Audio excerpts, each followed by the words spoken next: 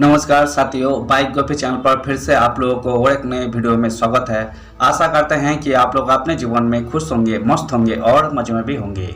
हमने आज फिर बॉलीवुड की बैकग्राउंड से जुड़ी हुई और एक रियल किस्से से आप लोगों को रूबरू करवाने वाले हैं। बॉलीवुड की बैकग्राउंड में अनगिनत किस्से कहानियां छुपी हुई होती है जो कि आमजन तक नहीं पहुँच पाते हैं। हमारे चैनल पर हम कोशिश करते हैं उन्हीं किस्से कहानियों को आपके सामने लाने की। तो चलिए कहानियों पे चलते हैं, शुरू करते हैं बॉलीवुड की बैकग्राउंड से जुड़ी हुई छुपी हुई और एक नए किस्से। कौन थी देवानंद की धर्मपत्नी? प्यार के खातिर लांघी मजहब की दीवार। इन 6 फिल्मों में सिर्फ एक हीरो के साथ किया काम। Who was Devanand wife? Devanand अपने दौर के हैंडसम हम कहलाए। कहा जाता है कि उस दौर में हर एक्ट्रेसेस देवानंद के साथ काम करना चाहती थी।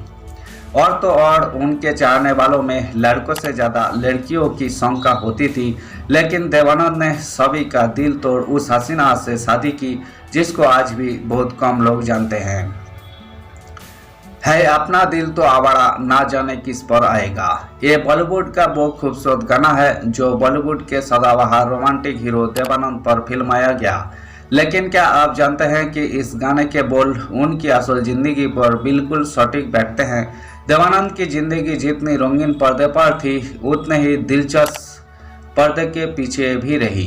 फिल्मों के सेट पर एक फ्लॉप हसीना से प्यार हुआ और गुपचुप शादी कर उन्होंने फिल्मी जगत के लोगों को ही नहीं बल्कि फैंस को भी हैरान कर दिया था। क्या आप जानते हैं कि वो अनजान हीरोइन कौन थी जो देवानंद की धर्मपत्नी कहलाई, जिन्होंने प्यार के खातिर मजहब की दीवार लांघी और सिर्फ एक हीरो के साथ फिल्मों में काम भी किया? देवानंद साहब बॉलीवुड के पहले ऐसे स्टाइल आइकॉनिक हीरो थे जिनके स्टाइल, डायलॉग डिलीवरी से लेकर हेयर कट तक लोग खूब कॉपी करते थे।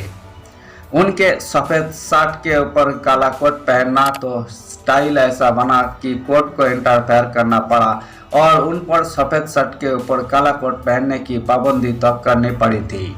देवानंद पाकिस्तान के गुरदासपुर में जन्मे। उन्होंने 1942 में लाहौर से उन्होंने अंग्रेजी में स्नातक किया। वही पढ़ाई लिखाई और करना चाहते थे, लेकिन पैसों की किल्लत ने ये आगे मुमकिन नहीं हो सका। 1945 में वही रोजी रोटी के लिए महज 20 रुपए लेकर मुंबई पहुंचे। रहने के लिए कोई ठिकाना नहीं था तो देव साहब ने मुंबई में रेलवे स्टेशन के पास एक सस्ते से होटल में कमरा लिया। उस कमरे में उनके साथ 3 और लोग रहते थे जो उनकी तरह ही फिल्म इंडस्ट्री में अपनी पहचान बनाने के लिए संघर्ष कर रहे थे।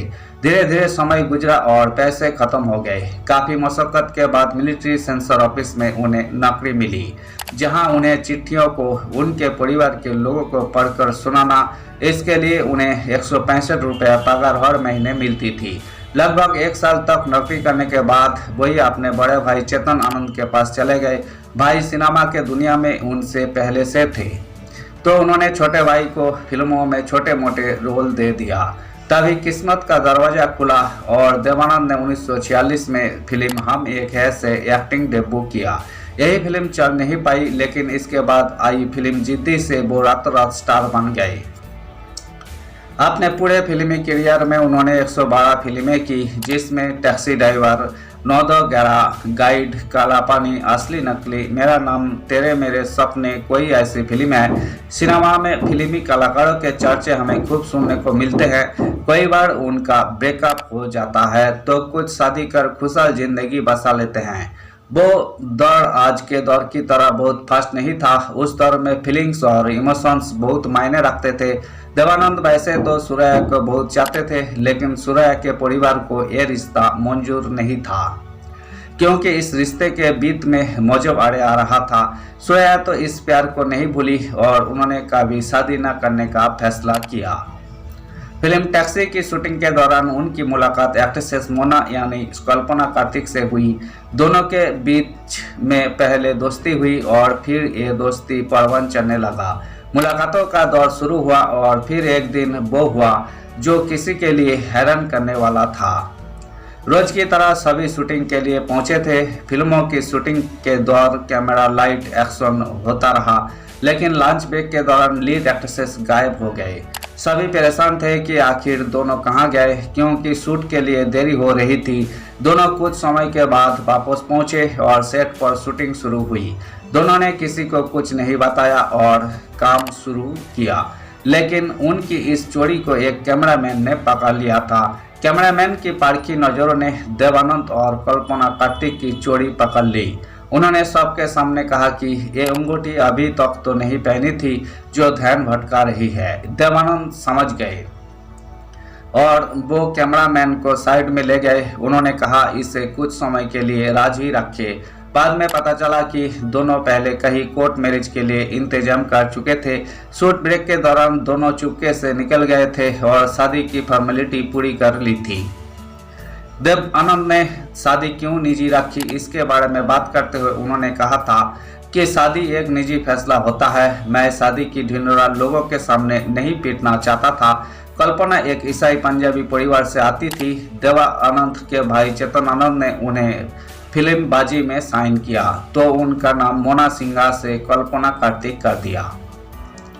फिल्मों में कदम रखने से पहले वे मिस शिमला प्रतियोगिता में हिस्सा ले चुकी थी। इसी दौरान निर्देशक चेतन आनंद की नज़र उन पर पड़ी। रिश्ते में कल्पना चेतन आनंद की पत्नी की चचेरी बहन भी लगती थी। प्रतियोगिता देखने के बाद चेतन ने उन्हें फिल्मों का प्रस्ताव दिया। इसके बाद कल्पना का फिल्मी करियर शुरू हो गया। दोनों ने साथ में अंधिया, हमसफर, टैक्सी ड्राइवर, हाउस नंबर 44 और 9-11 जैसी फिल्में भी की। शादी के बाद कल्पना ने अभिनय छोड़ दिया। दोनों के 2 बच्चे हुए, सुनील आनंद और देवीना। धन्यवाद साथियों, इस वीडियो में हमने बॉलीवुड के मशहूर एक्टर देवानंद और कल्पना कार्तिक की लव स्टोरी से जुड़ी हुई किस्से को आपके सामने रखने की कोशिश की है। उम्मीद है दोस्तों वीडियो आपको जरूर पसंद आई होगी। वीडियो पसंद आए तो लाइक कर दीजिएगा। चैनल पर नए आए हैं तो प्लीज एक सब्सक्राइब कर दीजिएगा। मिलते हैं नेक्स्ट वीडियो में। धन्यवाद।